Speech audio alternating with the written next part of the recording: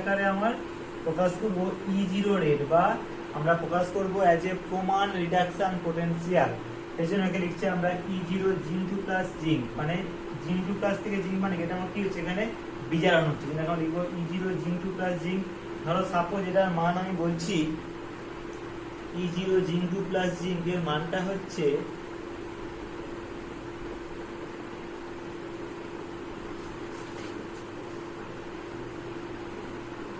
Minus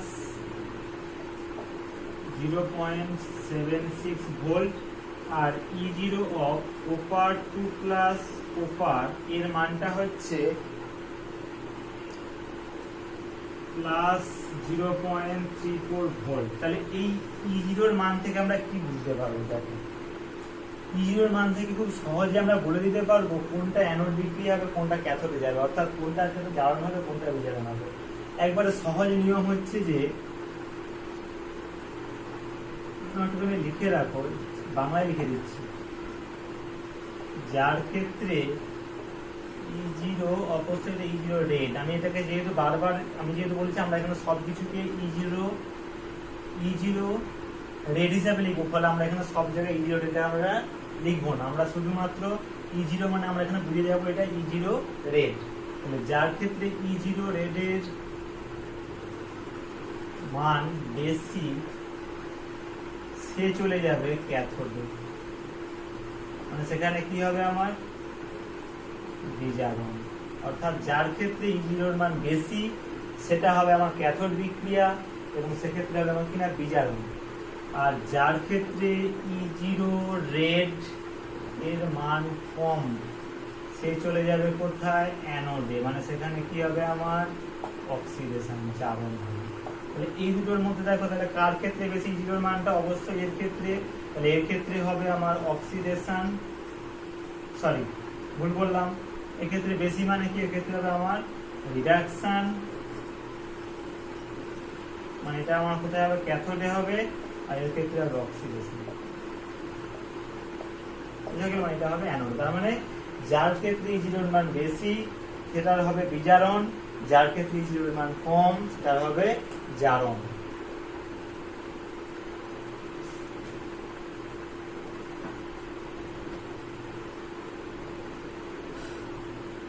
হলো, এটা বুঝতে পারলে?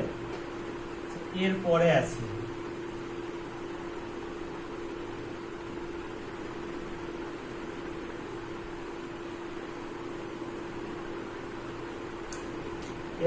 আসি standard hydrogen electrode. Standard hydrogen electrode বা বলা হয় SHE। এটা কি জিনিস দেখো, এটা হচ্ছে এরকম যে আমরা এই যে বললাম যে স্ট্যান্ডার্ড ইলেকট্রন পোটেনশিয়াল বললাম, অর্থাৎ কোনো একটা সিস্টেমের আমরা প্রমাণ বিজারণ বিভবের মানটা নির্ণয় করব কিভাবে, অর্থাৎ E0 এর মানটা আমরা নির্ণয় করবো কিভাবে, না তার জন্য আমাদেরকে নিতে হবে এই জিনিসটাকে বলছি আমরা স্ট্যান্ডার্ড হাইড্রোজেন ইলেকট্রন। মানে কিরকম না, এইটা এরকম একটা সিস্টেম, আমি সেলটাকে এখানে লিখছি প্লাটিনাম H2 গ্যাস, প্যাকেটে লিখছি 1 অ্যাটমসফিয়ার, মানে এখানে আমরা H2 গ্যাসটাকে নিয়েছি 1 অ্যাটমসফিয়ার প্রেসারে, এবং তাতে নিয়েছি আমরা H+ অ্যাকোয়াস, মানে H+ সলিউশন, মানে H+ আয়নের জলীয় দ্রবণ, এবং সেটাকে নিয়েছি আমরা 1 মোলার। বুঝা গেল? এইটা হচ্ছে আমার স্ট্যান্ডার্ড হাইড্রোজেন ফ্লুইড। ঠিক আছে, আমি এটাকে সেল হবে আঁকছি। তাহলে এইটা আমি এখানে নিয়েছি একটা সলিউশন, যে সলিউশনটার মধ্যে কি আছে, এটা H+ অ্যাকোয়াস সলিউশন, যার কনসেন্ট্রেশন নেওয়া আছে 1 মোলার। ওকে, এর মধ্যে আমি কি নিচ্ছি, এর মধ্যে আমি একটা প্লাটিনাম ইলেকট্রোড ডিপ করিয়েছি, এইটা ধরো একটা প্লাটিনাম তড়িৎদ্বার, এবং এখানে আমি কি করব না, এর মধ্যে আমি এরকম করে হাইড্রোজেন গ্যাস পাঠাবো। কি গ্যাস পাঠাবো? হাইড্রোজেন গ্যাস, এবং এর অবশ্যই নিতে হবে 1 অ্যাটমসফিয়ার প্রেসারে। তাহলে এর ফলে এই সিস্টেমটার মধ্যে যে পোটেনশিয়াল জেনারেট করবে তাকে বলছি আমরা E0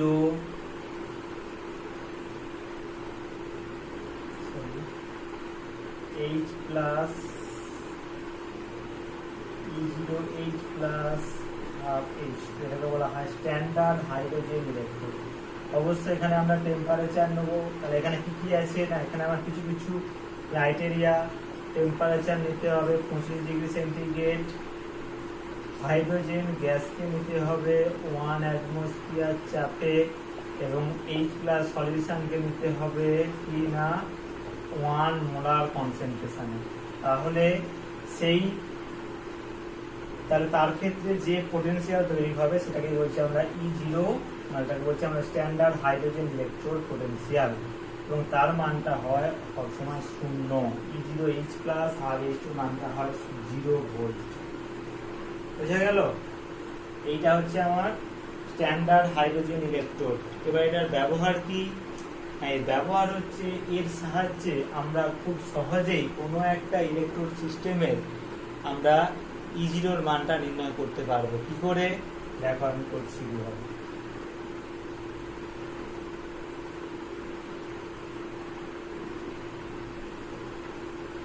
ধরো আমি এরকম একটা সেল নিচ্ছি, প্রথম ছবিটা আঁকছি।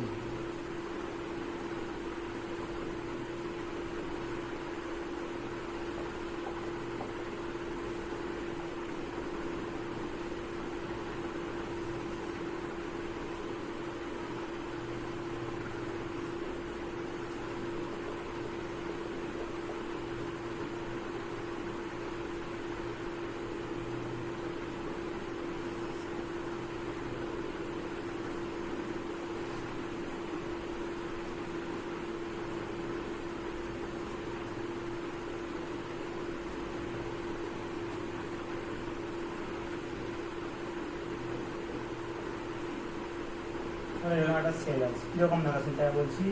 ধরো এটা একটা আমার H প্লাস আয়ন সলিউশন ছিল, তার মধ্যে আমি একটা প্লাটিনাম তারকে ডিপ করিয়েছি, এবং সেখানে আমি হাইড্রোজেন গ্যাসকে পাঠাচ্ছি কত 1 অ্যাটমসফিয়ার চাপে, এবং H প্লাসটাকে নিয়েছি আমি 1 মোলার কনসেন্ট্রেশন। ওকে, আর একটা সেল নিয়েছি যেখানে হচ্ছে আরেকটা আমরা হাফ সেল নিয়েছি যেখানে আমাদের M প্লাস সলিউশন আছে, এবং তার মধ্যে আমি একটা মেটালকে ডিপ করিয়েছি। তাহলে কি এই পার্টটা হচ্ছে আমার একটা স্ট্যান্ডার্ড হাইড্রোজেন, এই পার্টটা আমার কি না, এই পার্টটা আমার স্ট্যান্ডার্ড হাইড্রোজেন ইলেকট্রোড, আর এই পার্টটা কি না, আমি যার ক্ষেত্রে জিরোর মানটা নির্ণয় করব আমার সেই পার্টটা নিয়েছি। এবার তাহলে এইটা কি, এইটা আমার হচ্ছে অ্যানোড, এইটা অ্যানোড, এইটা কি ক্যাথোড।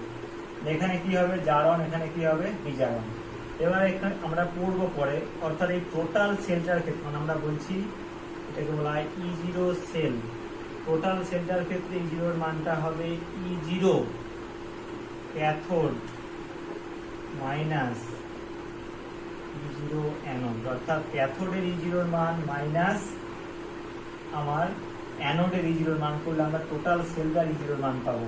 তাহলে এইখানে E0 অ্যানোডে কি আছে, এটাকে অ্যাকচুয়ালি এটা আছে স্ট্যান্ডার্ড হাইড্রোজেন ইলেকট্রোড, তাই তো?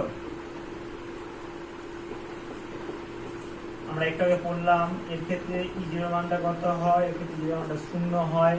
তাহলে যদি 0 হয় তাহলে এখানে কত হবে, এখানে E0 সেল সমান হবে E0 ক্যাথোড, মানে এখানে অ্যাকচুয়ালি E0 ক্যাথোড মানে কি, এই সিস্টেমটা আমি এটা লিখছি এইভাবে E0 M plus M minus 0। তাহলে এই সেলটার ক্ষেত্রে এবার যা E0 সেলের মান যেটা হবে সেটাই হচ্ছে এই M প্লাস M সিস্টেমের E0 মান, অর্থাৎ E0 M প্লাস M সমান হবে E0 সেল। বুঝা গেল? এইভাবে আমরা কোনো একটা সিস্টেমের E0 এর মানটা এই স্ট্যান্ডার্ড হাইড্রোজেন ইলেকট্রোডের সাহায্যে খুব সহজে কিন্তু আমরা বার করে দিতে পারবো। অর্থাৎ এইটাই এর হচ্ছে ব্যবহার, আর কি বেশি।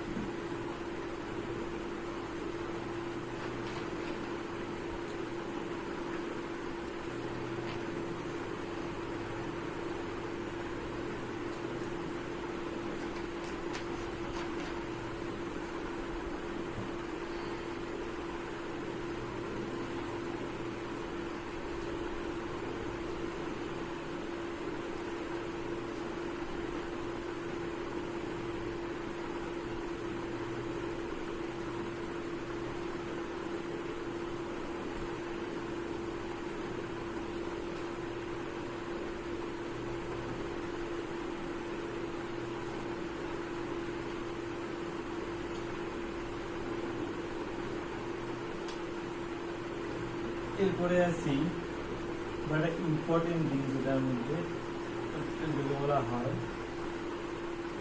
Electrochemical series. এইটা কি জিনিস? এটা হচ্ছে এইরকম যে আমরা বিভিন্ন সিস্টেমের E0 এর মানটা আমি একটা টেবিল বানাবো। কিরকম টেবিল বানাবো না, এটার উপর থেকে নিচের দিকে গেলে ক্রমশ E0 এর মান ইনক্রিজ করবে। ঠিক আছে, উপর থেকে নিচের দিকে গেলে ক্রমশ E0 এর মানটা ইনক্রিজ করবে। কিরকম? অর্থাৎ আমি ধরো এইখানে নিচ্ছি এইটা দাগটা 0, মানে এখানে E0 এর মানটা 0। 0 মানে এটা কার ক্ষেত্রে? 0 মানে অ্যাকচুয়ালি এটা E0 of H plus half H2 ক্ষেত্রে। ঠিক আছে, এবং এর উপরে যেগুলো থাকবে সেগুলোর ক্ষেত্রে মানটা হবে নেগেটিভ। বইতে তোমাদের সিরিজটা দেওয়া থাকলে বইতে তোমরা দেখবে, অর্থাৎ এইটার ওপরে যে সমস্ত ভ্যালুগুলো আছে সবগুলোর মানটা হবে নেগেটিভে, এবং এর তলায় যেগুলো থাকবে সেগুলোর মানটা হবে পজিটিভ। বোঝা গেল? যেমন ধরো আমি যদি বলি E0 of zinc 2 plus zinc এর মানটা হচ্ছে -0.76 ভোল্ট, বা যদি বলি E0 of copper 2 plus copper এর মানটা হচ্ছে +0.34 ভোল্ট। বোঝা গেল? অর্থাৎ এইটা হাইড্রোজেনের নিচে আছে, এইটা হাইড্রোজেনের উপরে আছে। বোঝা গেল? তোমরা এটা একটুখানি পড়বে এবং পড়ে তোমরা এখান থেকে কয়েকটা মান একটুখানি মুখস্থ রাখবে। অর্থাৎ ইলেকট্রোকেমিক্যাল সিরিজের মেন ইম্পর্টেন্স হচ্ছে এখানে সমস্ত সিস্টেমের E0 এর মানটাকে সুন্দরভাবে একটা ছকে সাজানো আছে, যেখানে ক্রমশ উপর থেকে নিচের দিকে গেলে E0 এর মানটা ক্রমশ বাড়তে থাকবে। ঠিক আছে, অর্থাৎ সব থেকে উপরে যে আছে সিরিজের তার E0 এর মান সব থেকে কম, এবং সব থেকে নিচে যে আছে তার E0 এর মান সব থেকে বেশি। এবার এই সিরিজের মজার বিষয় কি না, এই সিরিজে যেটা মজার বিষয় হচ্ছে যে অর্থাৎ এই সিরিজটা দেখে, অর্থাৎ এই সিরিজের কোনো একটা সেলের মানে কোনো একটা সিস্টেমের পজিশন দেখে আমরা বলে দিতে পারবো যে সেই সিস্টেমটার ক্ষেত্রে অক্সিডেশন হবে না, তার ক্ষেত্রে আমার বিজারণ হবে, রিডাকশন হবে। কিরকম করে দেখো? প্রথমে এখানে কয়েকটা এখানে ইম্পর্টেন্ট জিনিস একটু হচ্ছে এরকম, ধরো E0 এর মান বাড়লে কি হবে? রিডাকশন। আর E0 এর মান কমলে সেখানে হবে অক্সিডেশন। এই জিনিসটা একটা মাথায় রাখবে। অর্থাৎ আমি যদি ধরো দুটো সিস্টেম নেই, ধরো দুটো সিস্টেম আছে, এর ক্ষেত্রে একটা E0 ধরো এটা E0 1, এটা ধরো E0 2, তাহলে E0 1টা যদি বেশি হয় E0 2 এর থেকে, তাহলে এর ক্ষেত্রে হবে আমার রিডাকশন, এর ক্ষেত্রে হবে আমার অক্সিডেশন। বোঝা গেল? অর্থাৎ যার ক্ষেত্রে E0 এর মান বেশি তার বিজারণ হবে, যার E0 এর মান কম তার জারণ হবে।